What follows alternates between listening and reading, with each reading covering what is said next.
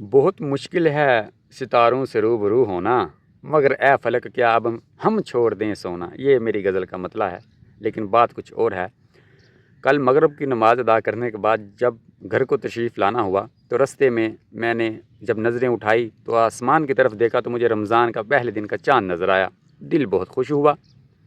मैंने जब चंद कदम आगे बढ़ाए तो एक आपा नज़र आई। मैंने कहा, आपा रमज़ान का चाँद मुबारक। उन्होंने कहा, बेटा खैर मुबारक। मैंने कहा, आपा क्या आप चाँद की तरफ देखना पसंद करेंगी? वो चाँद नज़र आ रहा है। उन्होंने कहा, बेटा औरतें चाँद की तरफ नहीं देखती।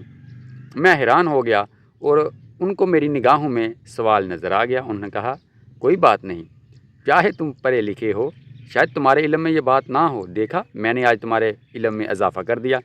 मैंने इसके बाद कोई मज़ीद बहस नहीं की और कहा, आपा जज़ाकल्लाह, यकीनन आपने मेरे इल्म में इजाफ़ा किया, लेकिन मेरे दिल में चंद सवाल थे कि इतनी उम्र हो चुकी, हमने बचपन से देखा कि हम भी चाँद देखते हैं और साथ जो औरतें होती हैं उनको भी कहते थे कि आएँ चाँद को देखें। अपनी बहन, अपनी माँ, अपनी फूफो, अपनी खाला, जो भी रिश्तेदार होते थे घर में, सबसे कहते थे, आओ यार हम चाँद को देखते हैं।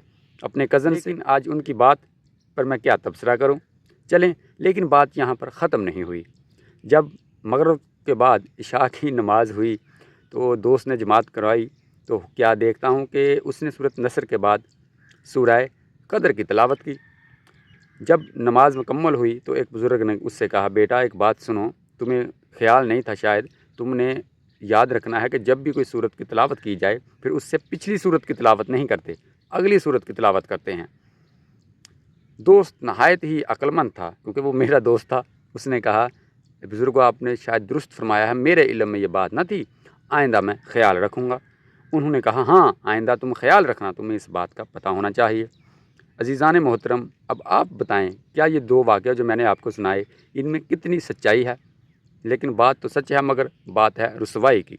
वस्सलाम।